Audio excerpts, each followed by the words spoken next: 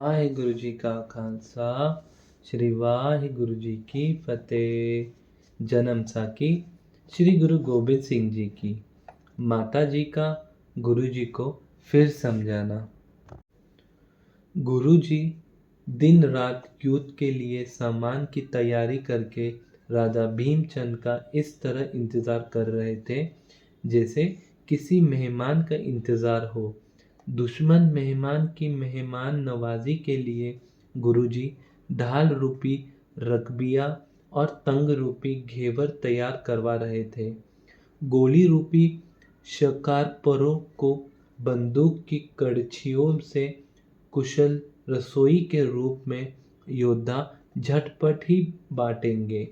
बड़े नुकीले तीर जलेब की तरह बन रहे थे। दुश्मन मेहमानों को इस भोजन से तृप्त करने के लिए गुरुजी काफी उतावले हो रहे थे। पत्र गए 5 दिन हो गए थे, लेकिन जब कोई दुश्मन न आया तो सदगुरु जी ने हाथी घोड़े पर सवार होकर पैदल ही सेना सहित रंजीत नगारा बजाते हुए शिकार के लिए पहाड़ी जंगल में जाकर तोपों व बंदूकों की गूंज इस तरह डाल दी जैसे युद्ध मचा हो। किसी रोक टोक के बिना गुरुजी सारा दिन शिकार खेलकर सायंकाल को नगारा बजवाते वापस आ गए। यह सब निडरता और जोश भरे कौतुक देखकर मसंद बड़े डर गए और माता गुजरी जी के पास जाकर प्रार्थना की कि माता जी, इन्हें आप क्यों नहीं समझाते? व्यर्थ ही दुश्मनी मोल ले रहे हैं। इन्होंने युद्ध देखा नहीं। जब यह आफत गले पड़ जाए तो इससे बचना मुश्किल हो जाता है। इन्होंने राजा भीमचंद के आदमियों की काफी बेइज्जती की थी। अगर इस अपमान का बदला लेने के लिए सभी राजा एकत्रित होकर धाव बोल देंगे तो युद्ध मच जाएगा। यह प्रत्येक दिन हल्ला गुल्ला करते रहते हैं कि हमने दिल्ली लूट लेनी है, लाहौर कब्जे करके फिर मुल्तान पर कब्जा करना है, पेशावर पर धावा बोलकर उसे मैदान कर देना है, सारे पंजाब का कब्जा कर फिर पहाड़ियों को मारना है। माताजी, ऐसे वचन सुनकर सारे देश ही हमारे दुश्मन बन जाएंगे। हमारा रहना भी मुश्किल हो जाएगा। माताजी ने उत्तर दिया कि मैं बहुत समझा चुकी हूँ, पर वह अपनी बात से टल नहीं रहे। इसके उपरांत एक दिन माताजी ने समय पाकर फिर कहा, पुत्र जी, एक तरफ हमारा औरंगजेब दुश्मन है जिसने आपके पिताजी को शहीद कर दिया है, दूसरी ओर आप पहाड़ी राजाओं से अनबन कर रहे हैं। यह उचित नहीं। अपने नगर में सुख से रहो, किसी से मत बिगड़ो। माताजी के वचन सुनकर सदगुरु जी ने फरमाया, माताजी, आप चिंता मत करें, हमें परमेश्वर पर विश्वास है। ये पहाड़ी और दिल्ली वाले बेचारे कौन हैं? हमने इनकी जेड़ उखाड़ देनी है। भीमचंद अभिमान है, वह हमें डरा कर हाथी लेना चाहता है। हम क्षत्रिय है, किसी से डरना हमारा कार्य नहीं, युद्ध से डरना कायरों का काम होता है। योद्धा सदा युद्ध को ही चाहते हैं। पहाड़िए झूठे और कायर है और उधर भीमचंद अपने लड़के के विवाह की तैयारी में व्यस्त है। यह खबर सारे ही पहाड़ी राजाओं में फैल गई कि गुरुजी और भीमचंद का आपस में विरोध बढ़ गया है।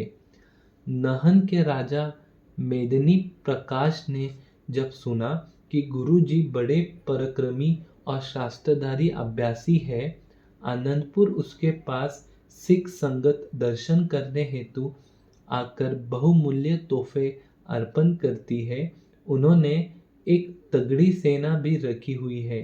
युद्ध के बड़े योद्धा तथा करामती में भी पूर्ण है। इत्यादि गुण सुनकर राजा मेदिनी प्रकाश ने मन में बड़ा प्रसन्न हुआ। राजा ने सोचा कि अगर सद्गुरु जी से मेल मिलाप हो जाए तो मेरे सारे कार्य सफल हो जाएंगे। राजा ने अपने मंत्रिमंडल से विचार विमर्श किया कि श्री गुरु गोविंद राय जी अपने नगर आनंदपुर में राजा भीमचंद के राज्य में रहते हैं, लेकिन दोनों की आपस में अनबन है, जिससे किसी समय भी इनके बीच युद्ध छिड़ने की संभावना है। हम हम उन्हें निवेदन कर अपने राज्य में ले आए तो बेहद बेहतर होगा।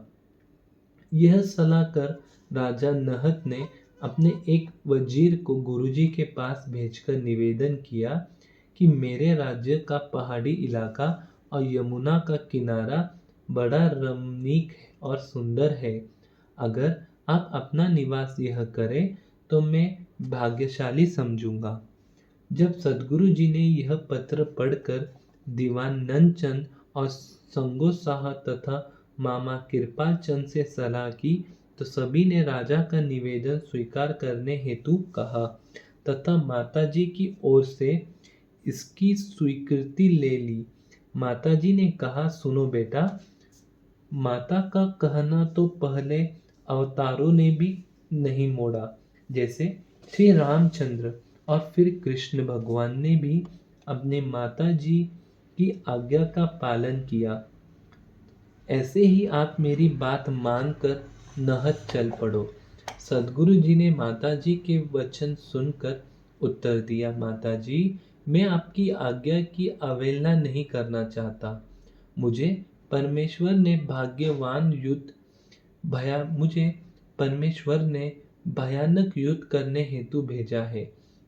शत्रुओं के समूह दल का नाश करके इन्हें दंड दूंगा। साधुपन को कोई नहीं मानता, लेकिन पुरुष को मारा संसार मानता है। अगर हम शत्रु से डरने लगे तो फिर हमारा रहना कहाँ होगा। मैं क्षत्रिय का पुत्र हूँ और युद्ध करना मेरा धर्म है। मैं इस शुभ कार्य को नहीं छोड़ सकता। अब आपका वचन मानकर मैं कल सुबह ही राजा नहत के देश चल पड़ूंगा। सद्गुरु जी का यह वचन सुनकर सभी को प्रसन्नता हुई। इसके उपरांत गुरुजी ने दीवान नंदचंद को आदेश दिया कि सामान आदि तैयारी करने के लिए सबको खबर दे।